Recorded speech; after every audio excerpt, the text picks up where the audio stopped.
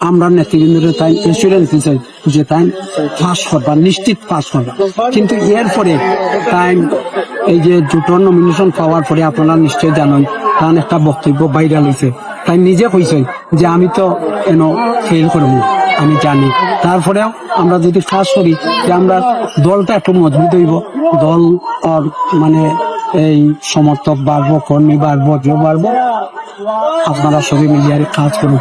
এই বক্তব্যটা ভাইরাল হওয়ার পরেও এটা নিয়ে চর্চা হয়েছে, আমরাও একটু মানে ধরার সুযোগ হয়েছে, কেন্দ্র তো যোগাযোগ করার সুযোগ হয়েছে। আর এই সুবাদেই আমি মোটামুটি কাজ করার একটা সুযোগ পাইছি।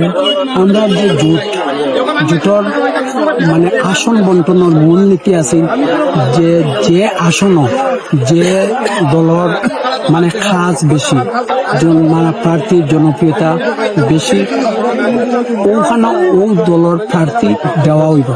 কিন্তু দুঃখজনক হইল সত্য যে আমার যে ভাই তাই আসলে কইসেন টান কেন্দ্র নেতৃবৃন্দরে টান সিওরিটি দিছেন যে তাই পাস করবা।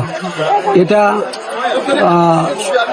চূড়ান্ত সিদ্ধান্তর আগে আমার দলের জেলা নেতৃবৃন্দ তান বাসাত গেছেন, গাড়ি 2-2.5 ঘন্টা তান যে বুঝাইছেন যে আমরা এই আসনটা আমরা একটা সম্ভাবনাময় আসন জুটল লাগিয়ারি। সুতরাং আপনি দয়া করিয়ারি আমরা এগুলো ব্যাক করুকা আর আমরা প্রার্থী দেই, বুঝছেন। তাই ওই সময়ও আমরা নেতৃবৃন্দরে তাই এসুরেন্স দিছে যে তাই পাস করবা, নিশ্চিত পাস করবা। কিন্তু এরপরে তাই এই যে জোটর নমিনেশন পাওয়ার পরে আপনারা নিশ্চয় জানেন তার একটা বক্তব্য ভাইরাল হয়েছে। তাই নিজে কইছেন যে আমি তো ফেল করবো, আমি জানি। তারপরেও আমরা যদি কাজ করি যে আমরা দলটা একটু মজবুত হইব, দল মানে এই সমর্থক বাড়বো, কর্মী বাড়বো, জো বাড়বো, আপনারা সবাই মিলিয়ে কাজ করুন। এই বক্তব্যটা ভাইরাল হওয়ার পরেও এটা নিয়ে চর্চা হয়েছে, আমরাও একটু মানে ধরার সুযোগ হয়েছে, কেন্দ্র তো যোগাযোগ করার সুযোগ হয়েছে। আর এই সুবাদেই আমি মোটামুটি কাজ করার একটা সুযোগ পাইছি।